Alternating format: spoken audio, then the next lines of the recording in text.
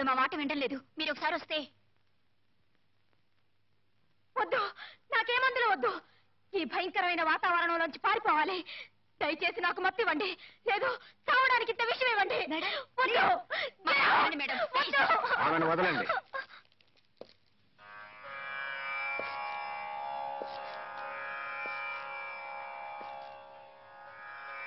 చూడమ్మా, దేవుడిచ్చిన అందమైన జీవితాన్ని మత్తుతో నిద్రపుచ్చడం నేరం, విషంతో చంపడం పాపం.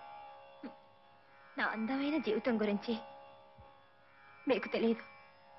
నన్ను వేధించే ప్రశ్నలు, అవమానాలు నాకు తెలుసమ్మా. ఏ గతాన్నైతే నువ్వు అతి రహస్యంగా ఉంచాలనుకున్నావు, ఏ తీపి గుర్తున్నైతే నువ్వు గుప్తంగా దాచాలనుకున్నావు, అవన్నీ నీ కళ్ళెదుటే నిలబడి నిన్ను వెక్కిరిస్తున్నాయి. నీ గ్లామర్తో నీ గతాన్ని జోడించి రకరకాలుగా నిన్ను చిత్రహింస చేస్తూ డబ్బు చేసుకుంటున్నారు ఈ జనం. అంతే కదూ? గతాన్ని తలుచుకుంటూ భవిష్యత్తును మర్చిపోవటం అంత మూర్ఖత్వం ఇంకోటి లేదు. అందమైన జీవితాన్ని ఇచ్చిన ఆ దేవుడే ఒక్కొక్కసారి మనిషిని ఒంటరిని చేసి బాధిస్తూ వేధిస్తూ ఉంటాడు. కష్టాలకెప్పుడూ నవ్వుతూ స్వాగతం చెప్పాలమ్మా. అంతేగాని ఇసుకరేణువును సైతం భూతద్దంలో చూసుకొని కొండని భయపడకూడదు. ఈ స్థితిలో నీలో ఏర్పడాల్సింది సెల్ఫ్ పిటీ కాదమ్మా, సెల్ఫ్ కాన్ఫిడెన్స్.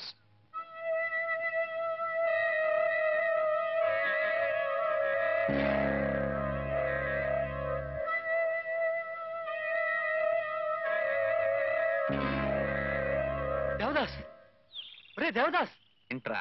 రాజు బ్రతికే ఉన్నాడట్రా. రాజు రాజు బ్రతికే ఉన్నాడా? నిజం. మీ ఊరు కరణం గారి భార్య అట ఈ ఉత్తరం రాసింది. చిత్రోదన్ ఆఫీస్కి వస్తే తిలగట్టు తెచ్చిచ్చాడు. నిజం? చూడు.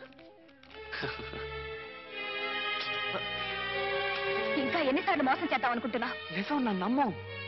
సమాధిలోంచి శవం లేచొస్తుందన్న నిజం నమ్మినాడు. నీ మాట నమ్ముతాను. కాష్టంలో నా కళ కరిగిపోతుండగా చూసి నన్ను ఇక నమ్మించాలనే ప్రయత్నం చేయకు. వెళ్ళు. Get out. I say get out. వెళ్ళు.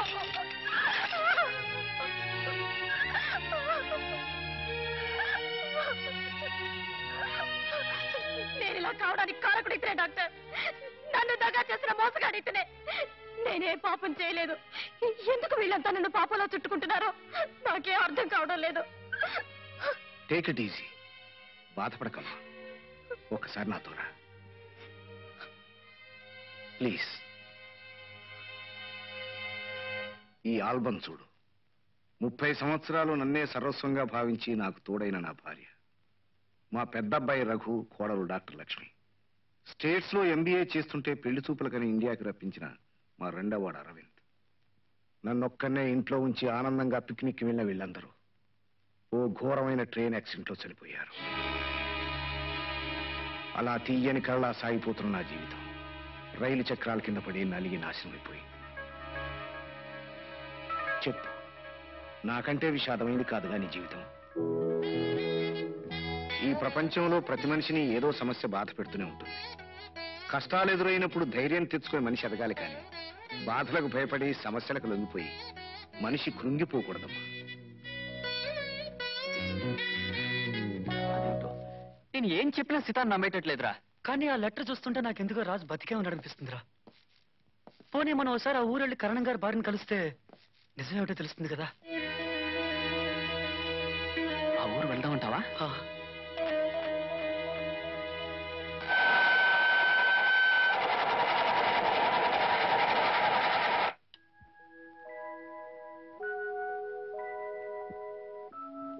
సావిత్రి,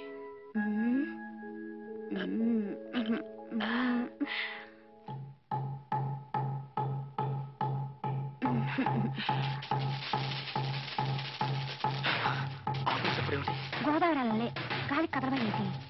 ఎవరో వస్తున్నట్టున్నారు. చీమ చుట్టుకున్నా జడుచుకుంటున్నా. నువ్వేం మగాడివయ్యా? అబ్బాయి ఉండు, ఈవేళ నాకేదో మూడింది.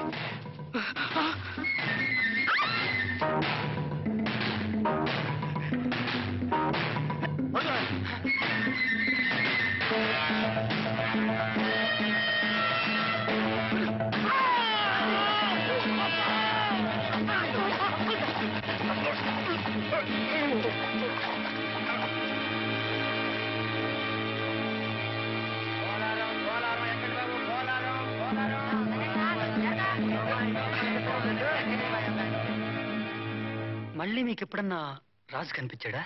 లేదు. ఈ రహస్యం మీకు మాత్రమే తెలుసు కదూ? అవును, నాతోనే అంతం కావాలనుకున్నాను. కానీ అన్నతో పాటే చనిపోయిందనుకున్న మా ఊరు రాజాగారి అమ్మాయి సినిమా యాక్టర్ సితారని తెలిసాక రాజు చనిపోయాడన్న భ్రమతో ఆమె పడుతున్న యాతన పేపర్లో చదివి ఇక దాచి ప్రయోజనం లేదనుకుని ఆ పత్రిక నేనే తెలియజేశాను. రాజు ఆవిడ్ని చేరగలిగితే, ఆ ఇద్దరూ సుఖంగా ఉండగలిగితే అదే 10,000 బాబు. రాజును చంపిన మనుషుల్ని మళ్ళీ మీరు ఎప్పుడైనా చూసారా?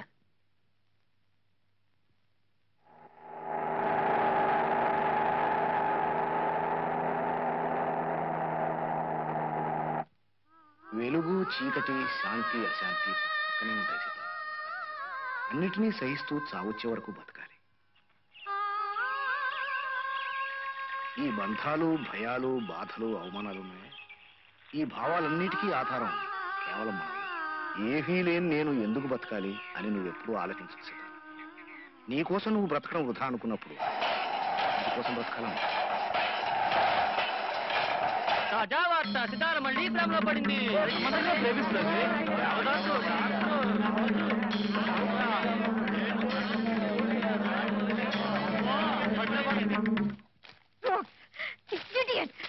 నీకు నాకు మధ్య ఇలాంటి సంబంధం అంటగట్టిన వీళ్ళ సంస్కారం చచ్చిపోయి ఉండాలి. ఆవేశపడకమ్మా. సంటి పిల్లకు పాలిచ్చే తల్లిలో కూడా సెక్స్ వెతికే మహానుభావులున్న సంఘం ఇది.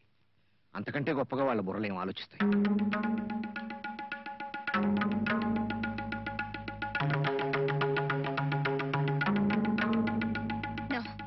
వీళ్ళ నోళ్లు మూయించాలంటే ఒకటే మార్గం. నేను మిమ్మల్ని పెళ్లి చేసుకుంటాను. ఏమిటి నువ్వు మాట్లాడేది? నువ్వు నా బిడ్డ లాంటిదాని అమ్మా. నేను ఆవేశంలో మాట్లాడడం లేదండి. నేను ఇవ్వలేవు అంటే నన్ను పెళ్లాడడానికి ఎంతో మంది సిద్ధంగా ఉన్నారు.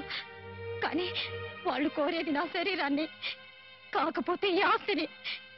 నా రాజుకు అంకితం ఇచ్చిన మనసుని, శరీరాన్ని మరొకరు తాకడానికి వీల్లేదు. అందుకే నా నుంచి ఏమి ఆశించని మిమ్మల్ని పెళ్ళాడి నేను కోరుకునే మనశ్శాంతిని పొందగలను. పెళ్ళనే పేరుతో నాకు అండగా ఉండమని మిమ్మల్ని ప్రార్థిస్తున్నాను. జీవితంలో నాకు పరిచయమైన ప్రతి మనిషి ఏదో విధంగా నన్ను అశాంతికి గురి చేసి ఏకాకించేసి వెళ్ళిపోతున్నారు. మీరు అలా దూరం కాకండి. నా ప్రార్థనని మన్నించండి. ఈ పెళ్లిని కాదనకండి ప్లీజ్.